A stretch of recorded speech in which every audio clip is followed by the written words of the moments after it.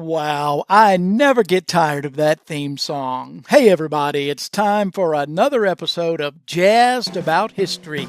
And today we're taking note of the first episode of the 1980s television series, The A-Team. It was January the 23rd, 1983, and NBC was looking for a mid-season replacement show to help its somewhat sagging ratings, aiming for a show that was a cross between The Dirty Dozen, The Magnificent Seven, and The Road Warrior. Woohoo! Shout out to Mad Max.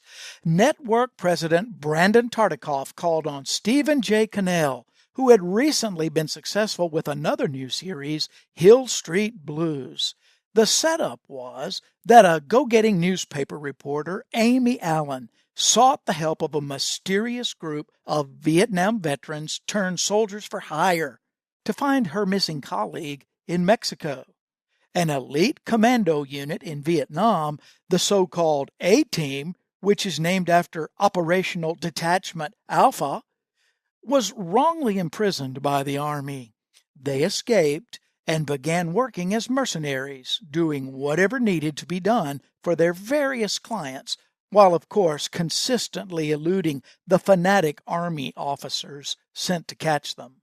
Despite its late entry to the 1982-83 ratings season, the A-Team was on its way to a #1 ranking by season's end, becoming a huge hit and making a star out of a then little-known actor by the name of Mr. T.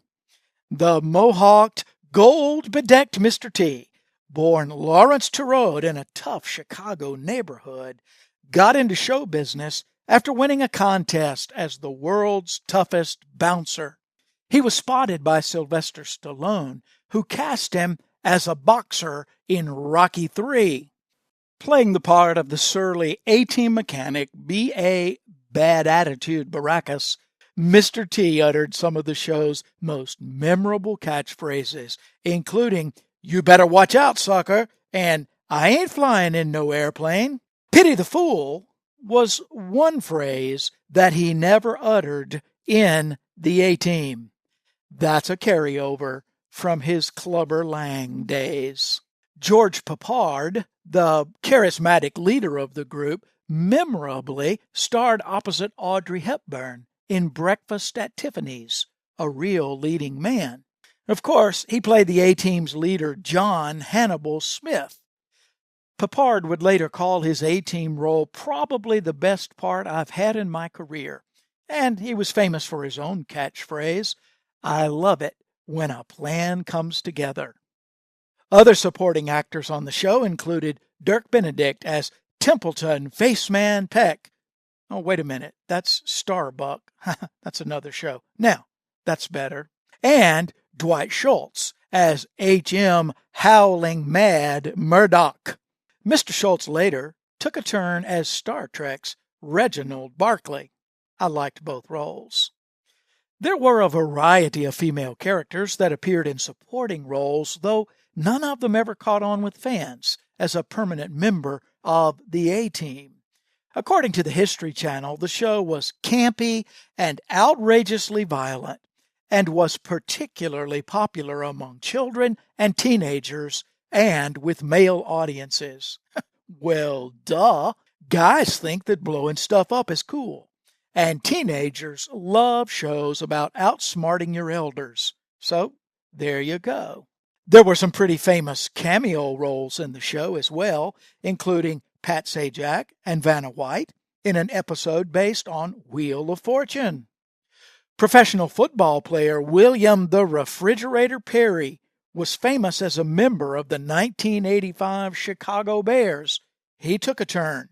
And Della Reese, who appeared as Mrs. Baracus, B.A.'s mom, in an episode where she called on her son to clean out a gang in her Chicago neighborhood. Let's take a minute and enjoy a little bit of that clip. This is a changing neighborhood. Nobody put their hands on my mother and live to tell about it. Just sit back and enjoy the pleasures of air travel. Well, if you wasn't such a wimp about flying. Why don't you two slime balls bug off? Says who? Says me. Throw him out, Murdoch. But who are you? This is Murdoch. I don't want any of them to get out of this alive. Well, what else can we say about the A-Team? Nothing lasts forever, and after 5 seasons, Hannibal and the boys packed it in, and the A-Team left the field. But not before they gave us some great lines, some action-packed moments, and more than one deftly inserted visual, like this one from the series finale, known as the Gray Team. Notice Murdoch's t-shirt that reads "Fini," the French word for end. This has been another episode of Jazzed About History. I'm your host, John Fairless. Just a note that all images, artwork, music, and other material are used under the Creative Commons license on YouTube and are intended only as fair use for the purpose of information and entertainment. Do you have a favorite historical moment you'd like for us to feature? Send us an email at jazzedabouthistory@gmail.com.